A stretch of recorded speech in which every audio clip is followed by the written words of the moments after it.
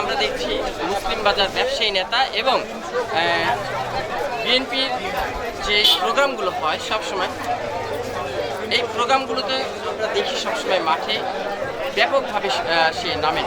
আজকের এই যে গণসংযোগ হচ্ছে ২ নং ওয়ার্ড পক্ষ থেকে আমিনুল হকের পক্ষে নেমেছেন গণসংযোগে, একটু প্লিজ বলবেন কোন এরিয়া পর্যন্ত আজকে কাজ করবেন? আমাদের তো ইনশাআল্লাহ কাজ করার নিয়ত, আমাদের পুরো ঢাকা ১৬ই আমাদের কাজ করার জায়গা।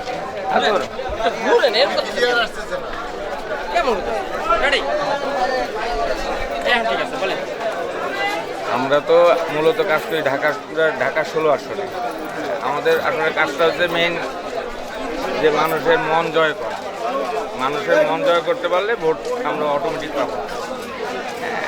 আমরা কাজ করতেছি, চেষ্টা করতেছি এবং আমরা আল্লাহর পুরো বিশ্বাস যে ইনশাল্লাহ আমরা ঢাকা ১৬ আসনে আমিনুল হক ভাই ইনশাল্লাহ অবশ্যই বিজয় হবে।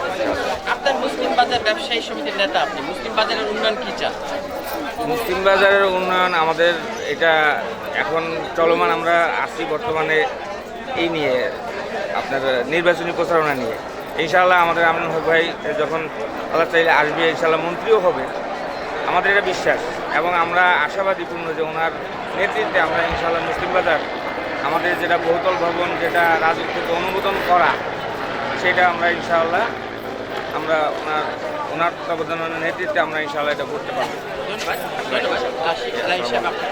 প্রিয় দর্শক, দেখলেন আমরা একটু আপনাদেরকে নিয়ে যাই সংযোগ, এই যে সংযোগ।